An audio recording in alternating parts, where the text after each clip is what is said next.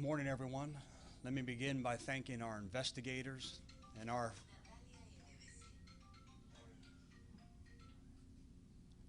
teacher. They used to do that. What did the teacher used to do?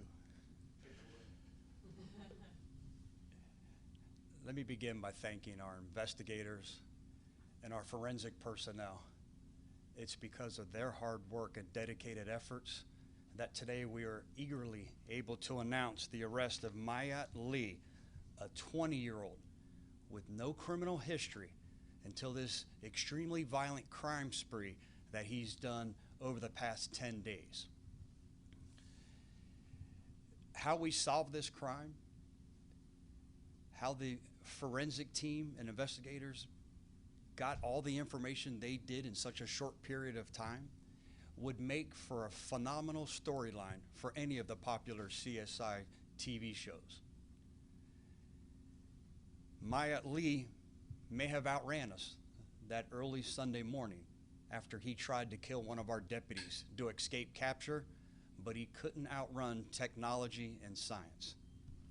Now let me see if I can paint the picture accurately of all the information that we've obtained so far up to this point in such a short period of time. Mayat Lee at some point decides that he's going to rob an individual up in over in the Brandon area. He goes into an apartment complex and robs an individual and is able to obtain another firearm, some credit cards, and some other items that the victim had that day. Within an hour, he has an accomplice with him. He's a passenger in a Honda, and he drives over to the Dave & Buster's, and in the parking lot sees another victim that he targets. He uses his firearm to carjack the vehicle from that individual, and then he and his accomplice who is in the Honda both flee the scene. Now this is Wednesday. This is Wednesday evening, late into the evening time, into the nighttime. He drives all around Tampa for a few days until Sunday, and that's when one of our very diligent deputies who's in an area where there's been some stolen vehicles and some auto burglaries, he's out on foot, he's doing his job, knowing that this big marked police car is a big advertisement for criminals. He decides to do his job and covertly walk through the parking lot. He sees a vehicle, he sees that there's no tag on the car. That's a very popular technique because us as deputies and law enforcement, we can't determine if the car's stolen or not. So are we going to continue to chase someone when we don't know if the car and we can't confirm it's stolen or not? No, we're not. We're not going to put the public in danger. So he jumps in his car, goes to catch up with the car, and does a traffic stop. Again, in the short 3 years that this deputy's been here, I have to commend him for his experience because he has the whereabouts to not approach the vehicle. He gives several commands over the PA system for our suspect to stay inside the car and that he'd be with them momentarily. He's given several commands and waiting for backup to get there. Well, our suspect, Mayat Lee, decides he's not waiting. He's not going to get captured. He's very acutely aware of all the crimes he's committed. Our deputy isn't. That's what makes traffic stops so dangerous. He starts firing at the deputy, trying to kill the deputy because, again, he doesn't want to go to jail. Our deputy, and I said this the other day, shows such great restraint because he doesn't just indiscriminately fire inside the car. So as he's being shot at, trying to protect his own life, he doesn't want to just shoot because he doesn't know who else, innocent or not, who else is a passenger inside this vehicle. So he's able to fire 3 shots that don't strike the driver, our suspect, and again allows them to leave because he doesn't know who else is inside the car. We find the car a short time later abandoned and are able to confirm that it's stolen and actually used in the carjacking from Wednesday night over at Dave & Buster's.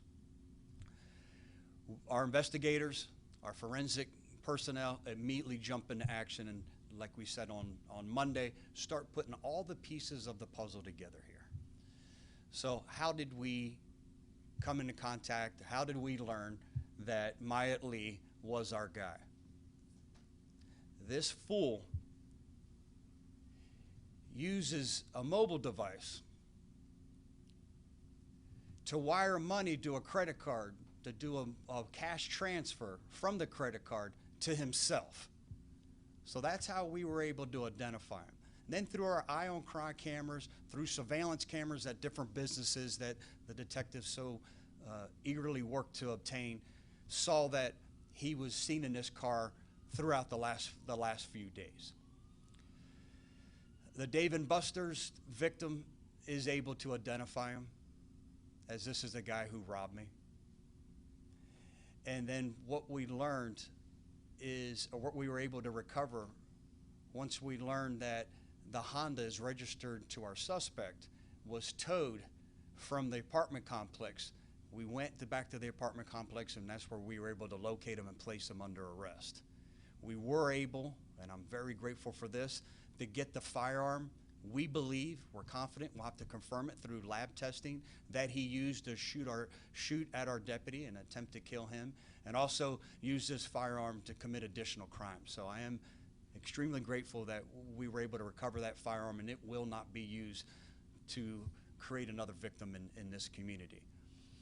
At the same time, our investigators learned that almost a week prior to this half of his crime spree, that he was in Cobb County, Georgia, and did the same thing up there, where he robbed somebody up there, stole some items. Matter of fact, one of the items was a Bluetooth speaker. Well, we happened to recover the same Bluetooth speaker from the car, along, again, with the science, not being able to outrun the science.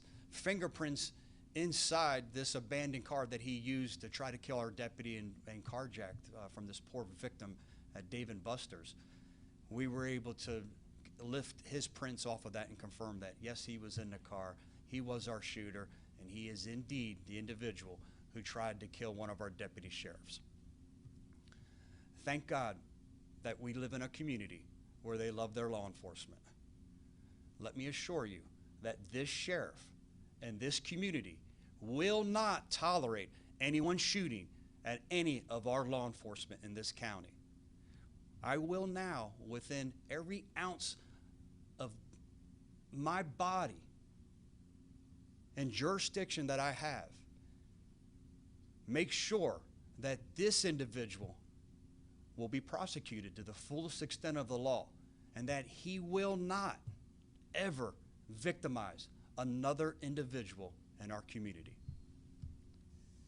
Myatt Lee has been charged with armed robbery with a firearm, grand theft of a firearm, armed carjacking, attempted murder of a law enforcement officer, and there's also the Bureau of ATF that is looking into some charges due to the fact that he committed these crimes with a firearm. Any questions I can take at this time? Any questions? Thank you, Sheriff. Thank you, everyone.